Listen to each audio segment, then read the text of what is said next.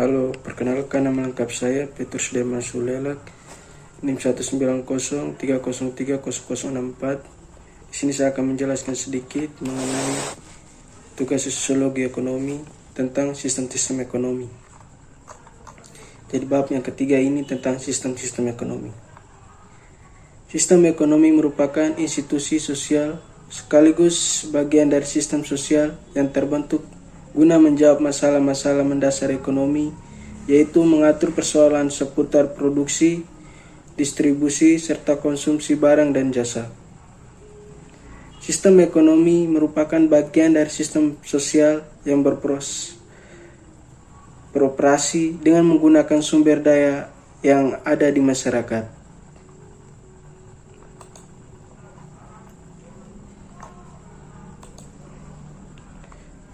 Perubahan ketersediaan sumber daya alam yang ada di masyarakat mengakibatkan perubahan sistem ekonomi. Dalam sistem ekonomi modern, setiap elemen dari masyarakat menggunakan keunggulan komparatif dan absolutnya, dan hasilnya yang adalah kekayaan dan kepemilikan pribadi. Secara umum, masyarakat terorganisasi ke dalam sistem ekonomi karena ada kelangkaan sumber daya. Sistem ekonomi dengan demikian beroperasi berdasarkan bagaimana sumber daya terorganisasi. Tujuan akhir sistem ekonomi adalah terpenuhnya kebutuhan manusia, baik yang primer, sekunder maupun tersier. Dalam mengidentifikasi sistem ekonomi terdapat dua cara. Yang pertama, dengan melihatnya adanya tingkat perkembangan masyarakat, teknologi, subsistensi yang berkembang, serta sektor ekonomi dominan, apakah sektor primer, sekunder, atau tersier. Dan secara historis, masyarakat dilihat dari aspek ini dapat dibedakan menjadi tahap perkembangan, mulai dari masyarakat hunting and gathering, hortikultural, pastoral, agrarian, dan industrial dan post-industrial. Tahap perkembangan masyarakat ini selanjutnya mengurangi sistem ekonomi yang berlaku. Pada masyarakat hunting and gathering, aktivitas produksi, distribusi, dan konsumsi dilakukan secara kolektif. Pembagian kerja secara umum berbasis gender, yaitu laki-laki berburu dan perempuan meramu atau memasak. Masyarakat belum memiliki konsep kepemilikan pribadi karena segala unsur sumber daya yang ada dikuasai dan digunakan masyarakat secara kolektif. Akibatnya, posisi masing-masing individu dalam masyarakat relatif sama, atau dengan kata lain, stratifikasi sosial yang terbentuk masih sangat sederhana. Dalam masyarakat tribal yang merupakan representasi masyarakat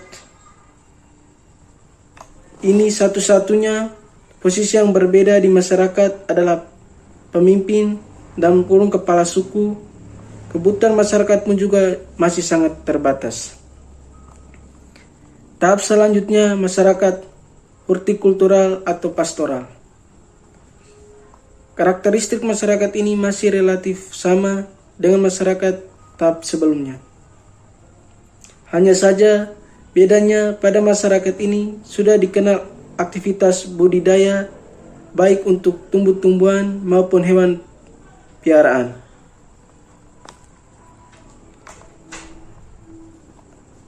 Aktivitas budidaya ini merupakan respons masyarakat secara evolusioner karena dua hal, yaitu sumber daya yang semakin langka dan meningkatnya kebutuhan akibat pertumbuhan penduduk.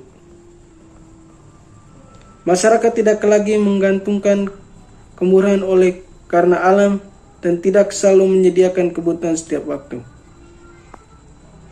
Teknologi budidaya yang berkembang dalam tahap ini masih sederhana, yaitu masyarakat menggunakan teknik pertanian, tebang dan bakar, serta sebelum mengenai pertanian basah. Dan pada masyarakat agrarian, sumber data tidak lagi dimiliki dan dikuasai oleh kolektif.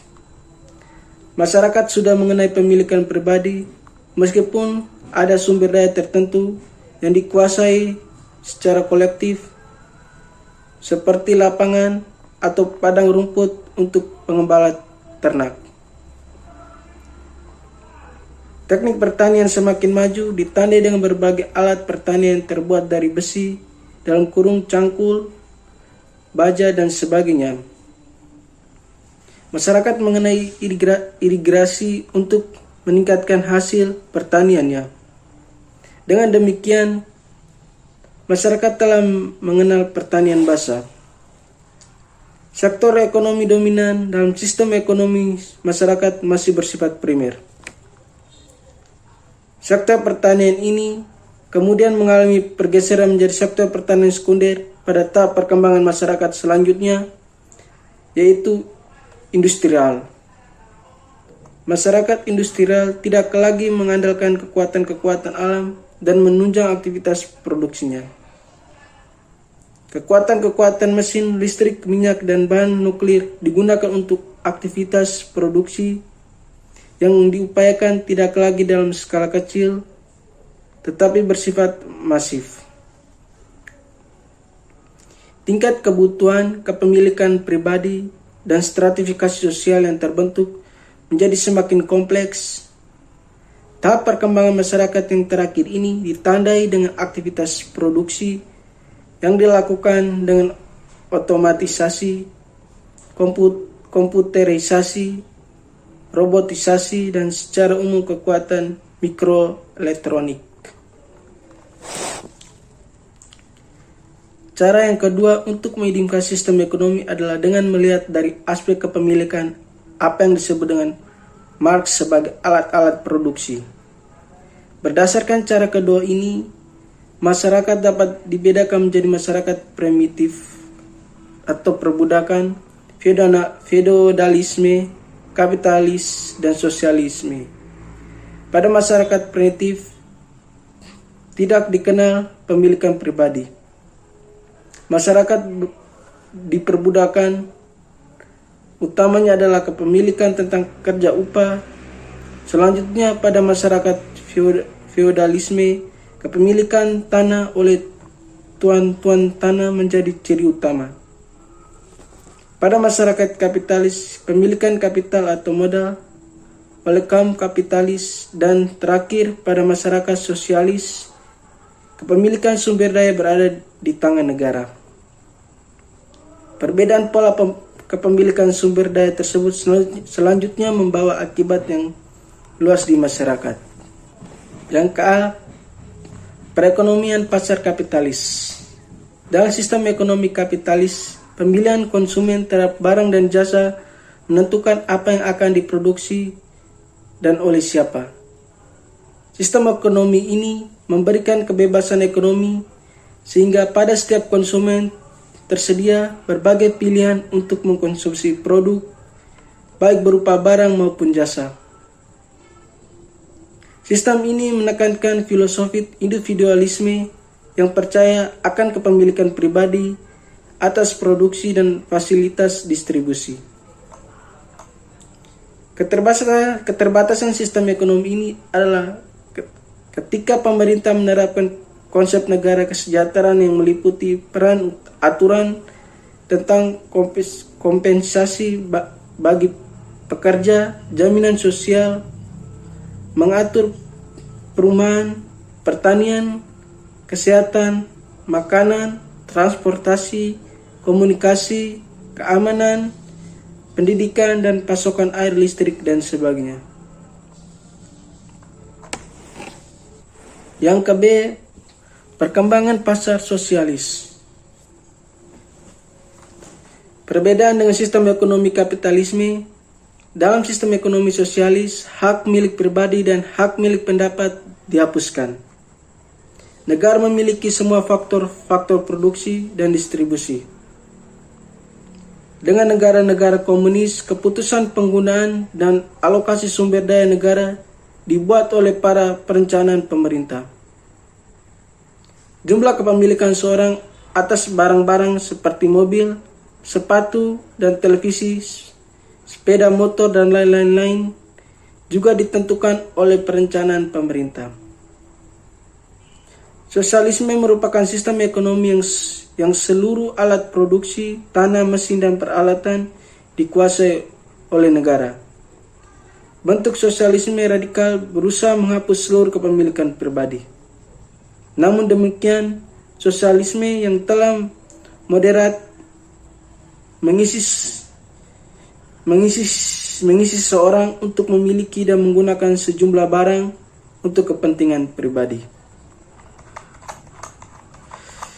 Yang ketiga, tentang perekonomian campuran. Kesejahteraan masyarakat komunis berada dalam kondisi stabil karena biaya migrasinya rendah. Meskipun demikian, dalam kondisi yang volatil, mereka tetap dapat bertahan. Kesejahteraan masyarakat kapitalis berfluktuasi karena rendahnya biaya tetap yang dibuat oleh fleksibel. Mereka dapat menyesuaikan dengan lingkungan secara cepat. Sebagian akibatnya, kapitalis distrukturisasi sebagai sistem yang mendominasi dunia. Pemimpin komunis dan mempertahankan negara komunis seperti Cina berusaha mengkawal reformasi politik, tetapi menyambut baik informasi ekonomi. Yang terakhir, implikasi pilihan secara ekonomi bagi negara. Sistem ekonomi apapun yang dipilih oleh negara membawa dampak sosial bagi masyarakat.